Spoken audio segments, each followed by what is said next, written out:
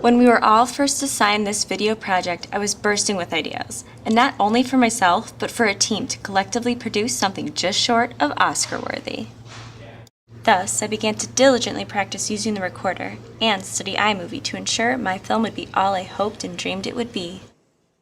Though not too far along the project, my position shifted from creative intern to director of first impressions, which detached me from my snuggly spot near the ping pong table to the frightening front desk where my nemesis awaited me, the phone, but I'll get to that later.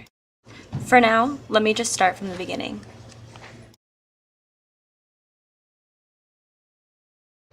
I guess I'll just say it was a rough start, and perhaps I didn't have the most open mind to the switch, though after a complete attitude change and a realization that 8 weeks still remained of the summer, I began to adjust quite quickly to it all. Having such responsibilities, for example calling taxis or sending important gifts to clients, scared the hell out of me. Well, of course that sounds a little silly now, but that's how I felt only a few weeks ago. It's like what Aaron said during lunch one day.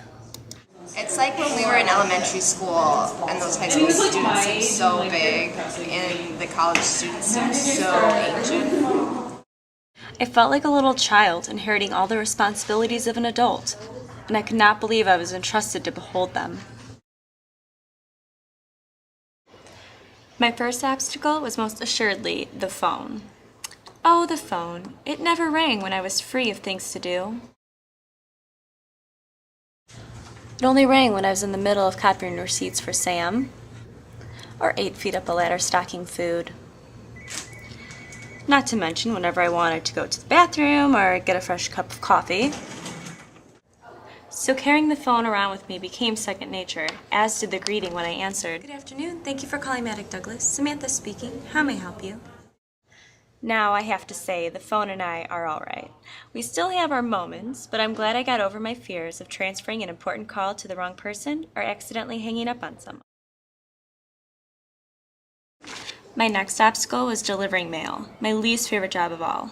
Luckily, it became much more enjoyable when Dana helped. I found I didn't have to do everything myself. And that's why we have Stux. I know I can rely on the rest of my Maddock Douglas family to help me out when I really need it.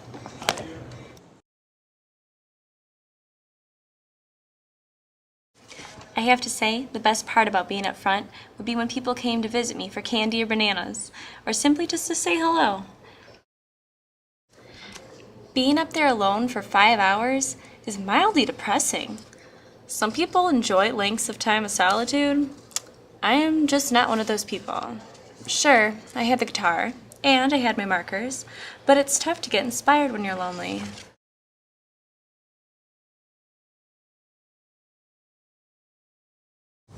Thank you to Mike for allowing me to come back for another summer, and to Raph for having me come early to work on the doghouse, and to Wes for all the artistic advice, and to Nick for all his social media expertise, and to Noel for all the help on my site. And for Jennifer, thank you so much for helping me get accustomed to the front, and Chad for always inviting me to your parties, and Sam for all the fashion advice, and Joe for always making me smile, and to John for always fixing my computer, and to Randy for always being the first to offer me his help, and of course Dave, because without him I wouldn't have a blog, and to Addie for always being so nice to me since day one, and to Paul for being the funniest person in the world. And thank you, Dave, for giving me this opportunity and experience. And a special thanks to Lisa for everything else.